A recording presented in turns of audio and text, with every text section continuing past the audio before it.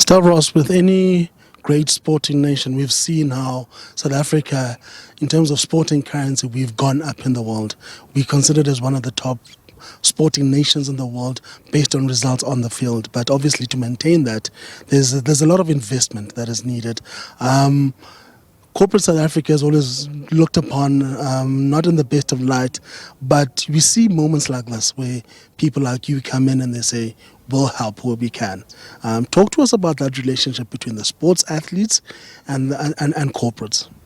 So if you've got sustainable communities and you contribute to that sustainability, then you're going to build a great nation, because you then have an amplification of this across the rest of society.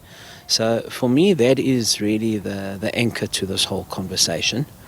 And the second thing that's important here is that unless we get these athletes to realize their talents, we can never hope to impart that inspiration that they impart. And it's particularly important in the case of Donald, because Donald has risen above all the obstacles that life has thrown to him.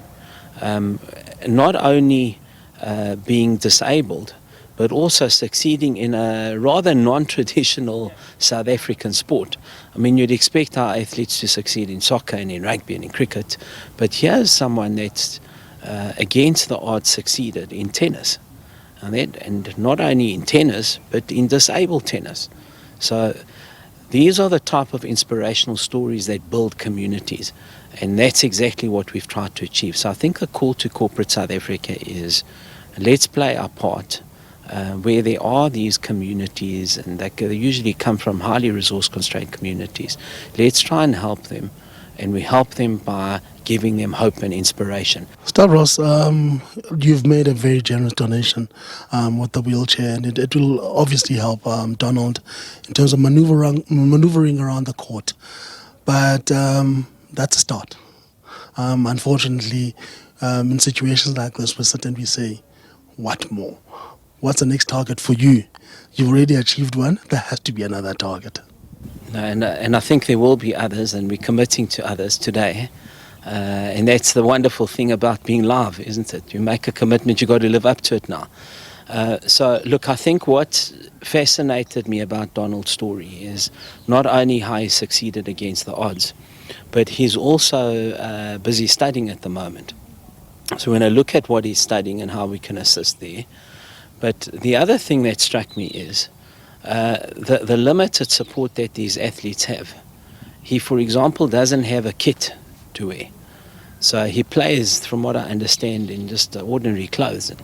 So that for me is unacceptable. So we are committing here in front of the coach that we will pick up the kit sponsorship. And I think, look, with the wheelchair that is here, I'd like to actually put it out there. I mean, it's one of the most expensive wheelchairs that you can ever find.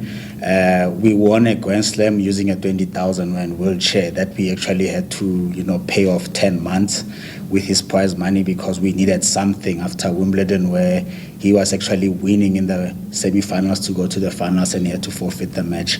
And now we have this from Aspen Pharmacare, which is almost a 300,000 rand wheelchair. I think, it bodes well for what we're trying to achieve here.